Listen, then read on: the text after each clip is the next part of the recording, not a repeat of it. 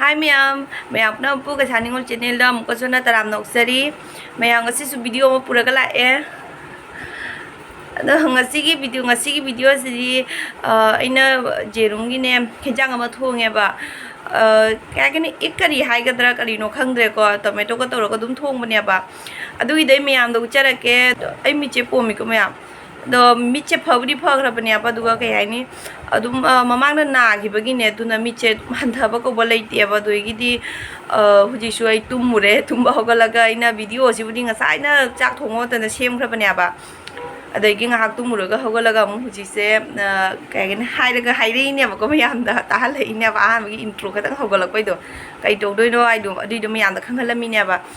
ada mayam kena akoi gi budi la phui ro le akoi chi chena porak na la phui ro la ba angang di la phui ro mu cha da bani na mu gi na tonga na jerum gi ne ek kari hai tare ko adu yo thonge ba do mayam dei share to rake da mayam jeng minar si do soi bo jaw bo do du mayam na dum comment box tak pi da mo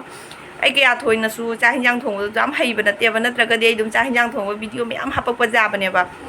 cha hinjang thong do ai ke ya thoi na hai te ba ai na so ama matam da thong de ba ai nu pa na am ba to bi ba ja ha to ba khu ba do ma na am ba to bi ba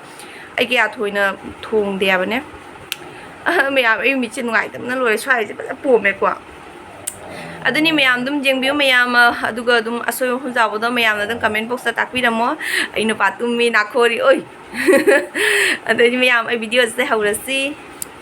mayam aina ek kari thongbagi damakta aina tomato ani khak laure tilo ani khakal laure morog te pa khara hape asida chanam khara soira thamme ko da jerum mari khak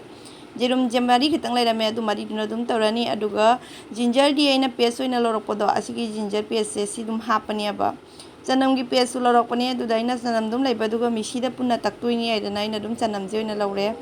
ada sida mix da aina ahambada tilhau hapsalle di matang da tomato chanam dagi aina phajana kakhiba morok to adugi morok ate podu hapaga asigi se grind tau thoni haji asigi se grind tau loire dugi mathang da aina na sai maga jerum do adugi do maku khoga thamme asigi jerum mari khaktang se asing khaktang na dum thong dro bane angang gi ne na ko aduga aina thum gara chai challe haldi gara chai challe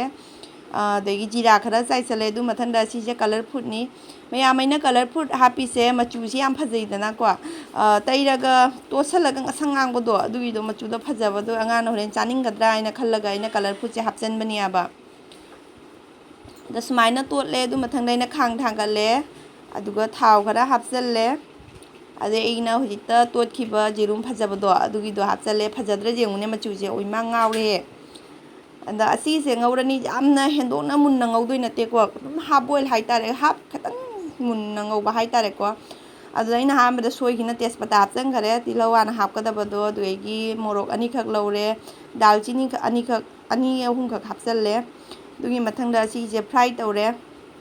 अदैना मोरोक से मो खाइदोगा थमे तुम पुन्ना ngौसन बतारागा दिने होरे मोरोक से तोइथगरे मुकैना साबा हेलनिना मोरोक तेको हापचंगिबनिना अदैना grind तौबा मसला दो अदुगी दो मो हापचल्ले अदो मकुम खुंगा खुमजन थमबाय मतुंगदा सुमाइनो होरे असिगी से काबा नते असिगी से दुम मुंझलकपगी तौरिने बा कंसलकपगी हाइतारे को अदुगा इना सी हापे मसला से हल्दी गा जीरा गा हापचल्ले अदुगा इंगोंदा काश्मीरी लाल मिर्च तो अदुगिदो लेते दुना अदु हापत्रेबा अदे ngसाइगी ग्राइंड तौबदा खरा नपना लेहौबदो अदुगिदो मु इसिंग खरा तौरगा अदुगिदो हापचल्ले मसला मही त ओइरसु आइनाने अदुना दुम तौरा हापे अदुगा गिना जिंजर पेस्ट अदुगिदो मु हापे खरा अदे सिंगौरगा मु ngahak मखुम कुसलगा थमनी दगी हुजिक सुमाइना ओइरे चाबदुदी याम हावरे बासिगी से कोगी लेक्थुइया बा जामना चाबा ngamde खितंग चाबना मगु थल्ले अदि इसिंग हापगा दगे थुम हापत्रि दना थुम खरा हापचलनी हुजि अदगी फजरबा जेरुम दो असंग आंग फजबा जेरुम दो दुइदा हापचलगा तावहल्ले ng फजद्रा जेरुम से nga amtang otlaga dui mathang daina makhum khumjalaga thamani yam noknara kanu ko adum thongine angang na pam na bai na khoi di lapu do irola banina angang ri kari chani do si thonge dui mathang da ina garam masala khitang hape yam leiram drewa garam masala do khitang leiram do dum sai salle adai morok nga sai ngau khiba kanji do adu su hapchalle hoje hejang se mulle ba aduga gi chichena porakpa awa phadigom ne asigi se asi mu khara sai salle ꯍꯥꯎꯗꯤ ꯍꯥꯎꯕꯅꯤꯀꯣ ꯃꯌꯥꯝ ꯑꯁꯤꯒꯤꯁꯦ ꯆꯥꯛ ꯂꯤꯛꯅ ꯆꯥꯅꯤꯡꯕ ꯃꯤꯒꯤꯗꯤ ꯌꯥꯝ ꯐꯕ ꯄꯣꯠꯅꯤ ꯆꯥꯛꯇꯣ ꯂꯤꯛꯊꯣꯛꯄꯗꯤ ꯌꯥꯝ ꯆꯥꯉꯝꯗꯕꯅꯦ ꯑꯗꯣ ꯃꯌꯥꯝ ꯑꯩꯅ ꯑꯣꯟꯂꯥꯏꯟꯗꯒꯤ ꯂꯧꯕ ꯄ꯭ꯂꯦꯠ ꯃꯆꯥꯗꯣ ꯑꯁꯤ ꯉꯁꯤꯈꯛ ꯑꯍꯥꯟꯕ ꯑꯣꯏꯅ ꯃꯊꯧ ꯁꯤꯖꯤꯟꯅꯔꯤꯑꯕ ꯑꯁꯤꯒꯤ ꯄ꯭ꯂꯦꯠ ꯃꯆꯥꯁꯤꯒ ꯁꯔꯞ ꯇꯧꯔꯦ ꯐꯖꯕꯅ ꯂꯣꯏꯔꯦ ꯑꯗꯣ ꯑꯩꯅꯅꯦ ꯃꯣꯕꯥꯏꯜꯁꯦ ꯕ꯭ꯔꯥꯏꯠꯅꯦꯁ ꯌꯥꯝꯅ ꯂꯩꯊꯈꯤꯕꯗꯨꯅꯅꯦ ꯃꯆꯨꯁꯦ ꯐꯖꯗ꯭ꯔꯦ ꯑꯗꯨꯒ ꯍꯧꯖꯤꯛ ꯑꯃꯨꯛ ꯕ꯭ꯔꯥꯏꯠꯅꯦꯁꯇ ꯉꯥꯜꯍꯜꯂꯒ ꯈꯔ ꯉꯥꯜꯍꯜꯂꯒꯅꯦ ꯑꯗꯨꯒꯤ ꯃꯊꯪꯗ ꯚꯤꯗꯤꯑꯣꯁꯦ ꯂꯧꯔꯛꯏꯅꯦꯕ ꯑꯁꯤ ꯐꯖꯔꯕꯅꯤ ꯌꯦꯡꯉꯣ ꯃꯆꯨꯁꯦ ꯐꯖꯗ꯭ꯔꯥ ꯃꯌꯥꯝ ꯑꯗꯨꯒ ꯑꯗꯨꯝ ꯁꯤꯒꯩꯁꯤꯒ ꯑꯩꯈꯣꯏꯅ ꯀꯩꯅꯣ ꯍꯥꯞꯄꯁꯨ ꯌꯥꯏ ꯀꯩ ꯍꯥꯏꯒꯅꯤ ꯁꯪꯒꯣꯝ ꯑꯐꯝꯕ ꯈꯔ ꯍꯥꯞꯄꯒꯗꯤ ꯑꯃꯨꯛꯀ ꯍꯦꯟꯅ ꯍꯥꯎꯕ ꯍꯦꯟꯒꯗ꯭ꯔꯥ ꯍꯥꯏꯅ ꯈꯜꯂꯦꯕ